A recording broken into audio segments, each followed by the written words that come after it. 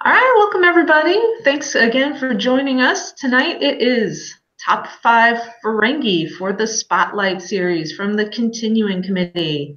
I am Maggie Geppert, Jadzia 8 on the boards. We have Chris Penny here, known as Borg King, for our first edition Top 5, and John Corbett, Killer Bee, current reigning world champion, who brought that about with Ferengi. So we can't have a Ferengi week without some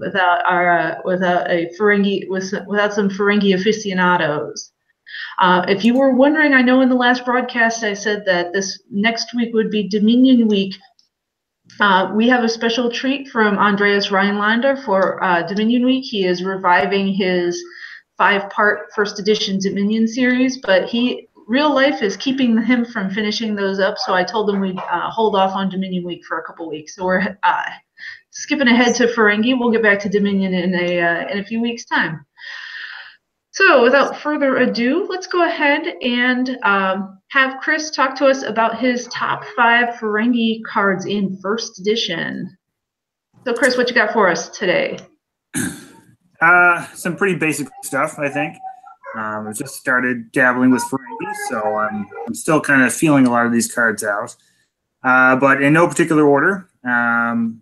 First one would be the first rule of acquisition, which is a great card for a couple of reasons. The first one being that any gold press latinum that you download can come from your discard pile. And this is great because really you'd never run out of latinum. You don't have to stack a lot of it in your deck. You download it, you can just pop it right out of your discard pile and just constantly cycle through it. And once you have their money, you never give it back. That's right. It's the first rule. And it also allows you to get 1 gold press latinum and a Ferengi VIP into your hand on your first turn, which is pretty good because it sets up kind of a lot of stuff for the rest of your deck. The next one is the Ferengi rules of acquisition themselves, which is also great. And the main reason I use it for this one is because you to kind of cycle through whatever rule cards you have in your deck. So if you've got one in your hand that's not great, then you can put it beneath your draw deck and draw a card off your deck into your hand. Or if you know which one you want and you got a Ferengi present, then you can download a rule card to your hand, which is really great to get cards like the 34th rule or the 35th rule. Depending on what kind of deck your opponent's playing, if they're doing battle or not, you can get some free latinum every turn, or get a card draw. Good. Next up is the Tower of Commerce, which is great because you get a lot of free plays with it. Depending on what kind of deck you're playing, a lot of Ferengi are usually civilian or VIP, and that allows you to play a lot of these cards for free, which can really get your deck going and get a lot of and dare I say the best image of any 1E card. Oh, hands down. Hands down. So yeah, it's great. It's kind of a foundation card, I think, for any Ferengi deck. Number 4 is Ishka. And Ishka is great because she just lets you play all your gold press latinum for free wherever she is. So if you've got her out and about, that's great because you don't have to dart back to your facility to get some latinum. And any Ferengi deck, I think, pretty much has a lot of latinum in their deck anyway. And so this just makes it a free play, which is great. So that brings us to the 5th card, which is, of course, all this latinum we're talking about. The thing about latinum is that you can turn this card into any card that you need, any equipment card that you need in your deck. Because with 2 of them, or 1 of them, if you've got an acquisition personnel present, you can download a non-latinum equipment card there. So basically, whatever you need whenever you need it, whether it's plasmodime relay, whether it's a medical kit or disruptor, your Ferengi can get it right away. So it's really good for kind of buying your way out of any situation you're in, whether it's a mission attempt or trying to overcome a dilemma. it greases the wheels and helps get your deck running and helps get it all the cards and items you need in order to kind of complete the mission and go on to the next one. So yeah, that's the top 5. Those are the ones I found have been most useful so far. Honorable mention would be the new card coming out of Cold Front, the Unrelenting Lust for Profit. And that's great because it lets you, it's seeds. So in the seed phase, you can download the first rule of acquisition or the Ferengi rules of acquisition, and you can use them at any time on your turn. And basically what that does is instead of playing the first or seeding the first rule of acquisition, getting, say, Zek and a gold press latinum in your hand, and then on your first turn, then playing them on your second, it allows you to kind of play it on your first turn, which might not seem like a lot, but there's been a lot of games I've played where it's kind of come down to that one turn. So you can kind of get a little bit of a head start. It's a great way to start off. Yeah, that's my top 5. Cool, thank you. I've been actually looking forward to trying out some Ferengi in first edition. That may be the first deck that I build in 1E. So it's good to see a lot of the old favorites, but yeah, I did see that Unrelenting Lust for Profit come out, and like that's good. That's really good. Getting out that first rule on the first turn, or the Gold Press Latinum on the first turn. Forgive me, I forget. My brain's Friday night. Already gone. So yeah, I've been really looking forward to Ferengi Week because I always enjoyed playing Ferengi when I was a first edition player, and I like them in second edition also. So been looking forward to this week and exploring some first edition goodness. All right, John. Oh, second edition is up next. What you got for us? Oh, turn your mic on.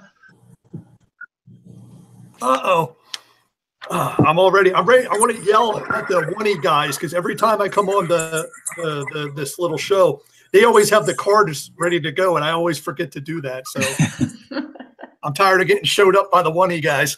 But Chris, stick around because I'm going to need you. We're going to be quizzing you on rules of acquisition, so you better be ready.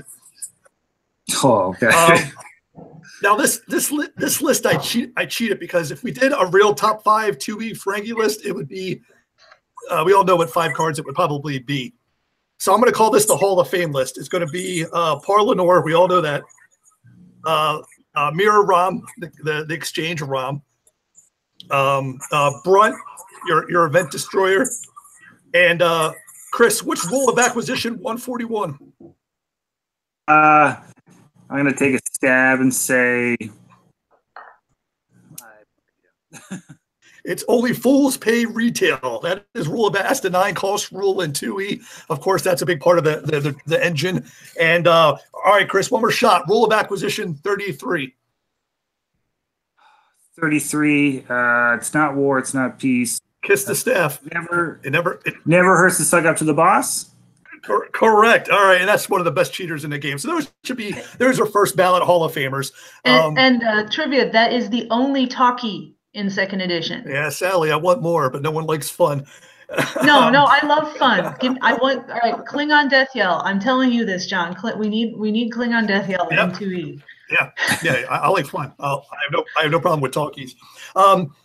I do have a couple honorable mentions.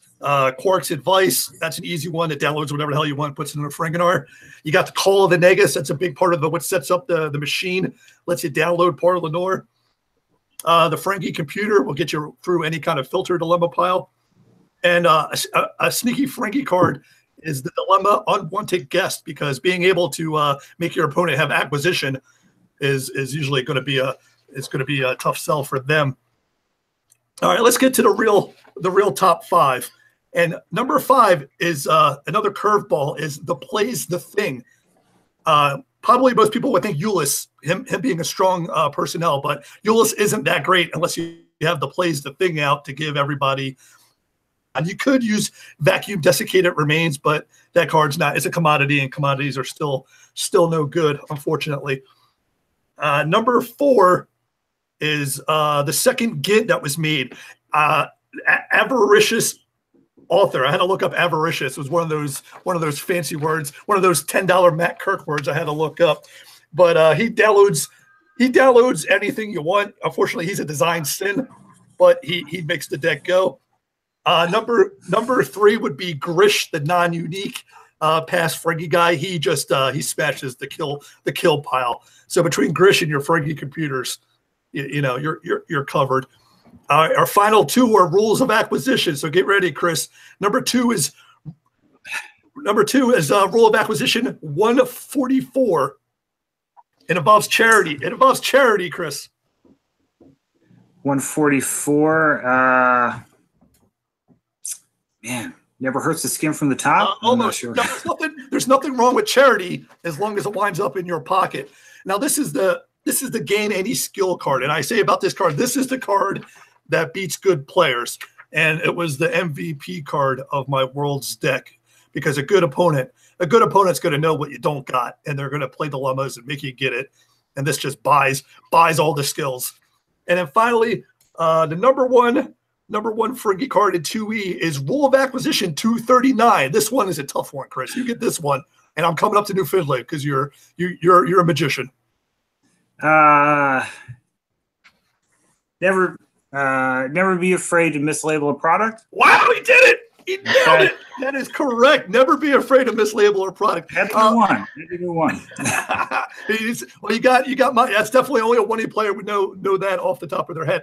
This was a card that came out a little while ago. This is a rule and interrupt that basically you could change any card under Fragener to whatever the hell you want. Obviously, it's going to be a 9-cost rule, which is going to get the machine going.